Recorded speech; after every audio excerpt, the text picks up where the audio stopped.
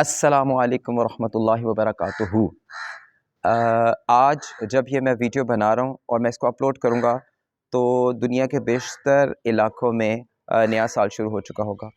ابھی میں اس کنٹروورسی میں نہیں پڑھنا چاہتا کہ ہمیں یعنی نیو ایئر منانا چاہیے کہ نہیں منانا چاہیے، یا دین کے حساب سے اس کی کیا اپلیکیشن ہے کہ ممنوع ہے کہ نہیں ہے، لیکن چونکہ ہم اپنی روزمرہ کی زندگی کے جتنا بھی حساب کتاب ہے وہ اس انگریزی سال کے حساب سے کرتے ہیں، تو اس حساب سے میرے نزدیک یہ جو نیا سال ہے یا آپ کی جو سالگرہ ہے، یہ کچھ ایسے اسپیشلی طور پہ یہ دو ایسے ایونٹس ہیں جو ہمیں انڈیویجولی طور پر ہمارے ٹائم لائن کے حساب سے ہمیں کچھ سوچنے پر مجبور کرتے ہیں۔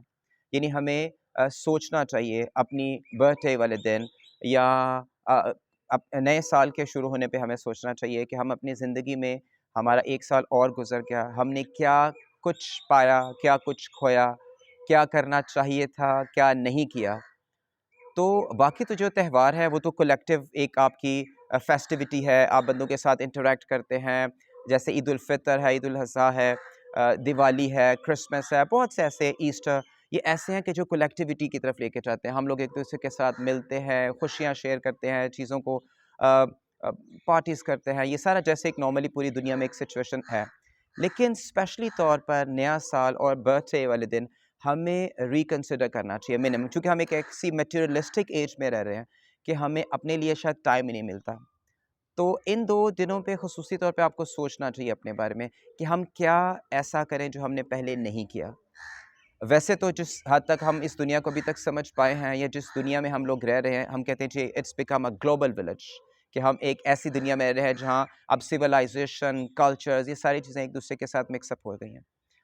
تو سوچیں یہ کہ ہم کب تک اپنے آپ کو یہ دنیاوی خواہشات کا، یہ گیجٹس کا غلام رکھیں گے۔ یعنی میں یہ چاہتا ہوں کہ جو نیا سال ہے 2023، اس میں ہم کچھ لمحات اپنے لیے وقف کریں اور سوچیں کہ ہمیں کیا وہ ایسا کرنا چاہیے کہ جس سے ہماری زندگی میں سکون آ جائے، جس سے ہماری زندگی میں ہم جو حقیقی خوشی کا ایک کانسیپٹ ہے ہم اسے پا سکیں۔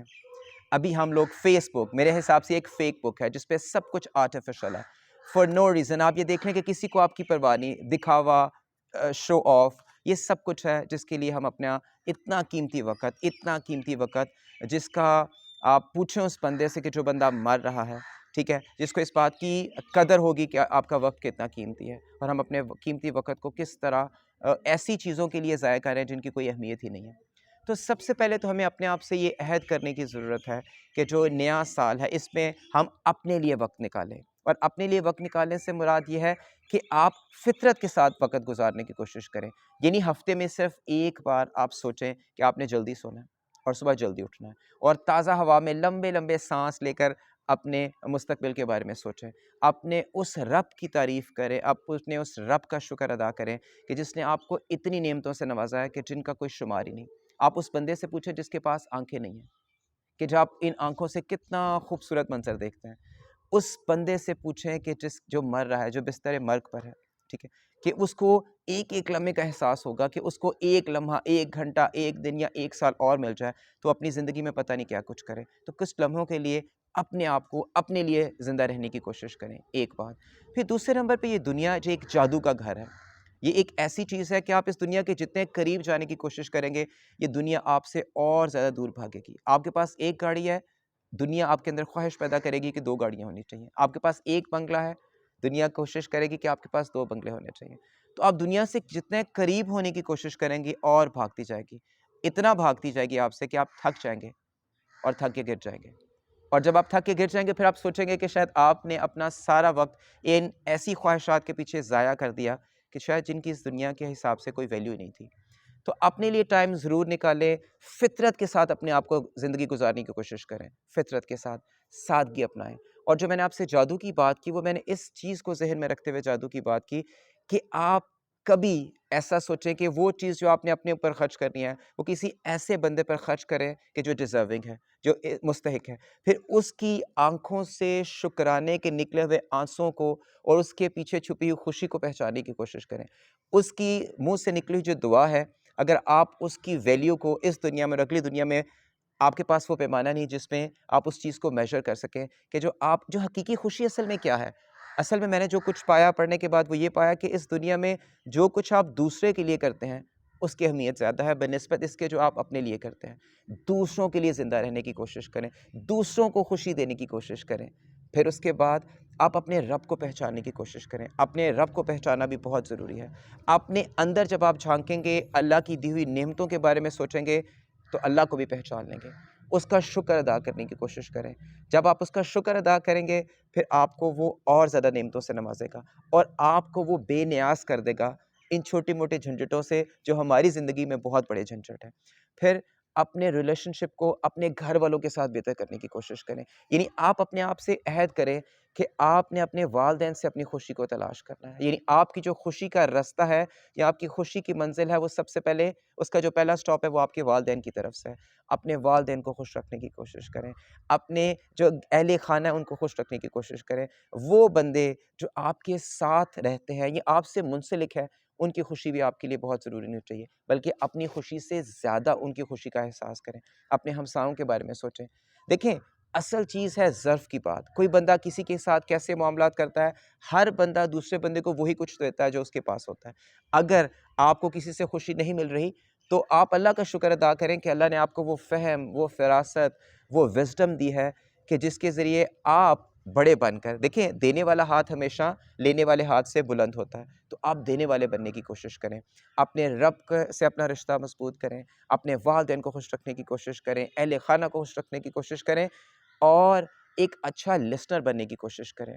بندوں کی پریشانیوں کو سننے کی کوشش کریں۔ ان کے مسائل اگر آپ نہیں بھی حل کر سکتے تو ایک اچھا لسنر جو ہے وہ بھی اگر آپ سنت کو ذہن میں رکھ کے کسی کی پریشانی کو سنیں گے تو اللہ تعالیٰ آپ کو دو طرح سے ثواب دے گا کہ ایک تو آپ نے سنت پر عمل کیا اور دوسرا آج کل جو ہماری پریشانیاں بیسیکلی مسئلہ کیا ہے، ہم ایک آرٹیفیشل مصنوعی دنیا میں رہے ہیں۔ سارا دن فیس بک، انسٹاگرام، ٹویٹر، ایک ایسی دنیا میں جس میں ہم آرٹیفیشلی طور پہ دوسرے کو متاثر کرنے کی کوشش کرتے ہیں۔ آپ یقین کریں ایک ہفتہ آپ ان کے بغیر رہنے کی کوشش کریں اور وہ ٹائم جو آپ ان پر ضائع کرتے ہیں وہ آپ اللہ کے کسی بندے کی مجلس میں بیٹھیں یا کسی اس بندے کی مدد کرنے کی کوشش کریں جو مستحق ہے، جس کے پاس کوئی سننے والا نہیں، آپ اس کی آواز کو سنیں تو اللہ تعالیٰ کی ذات آپ کی زندگی میں آسانیاں پیدا کرے گا۔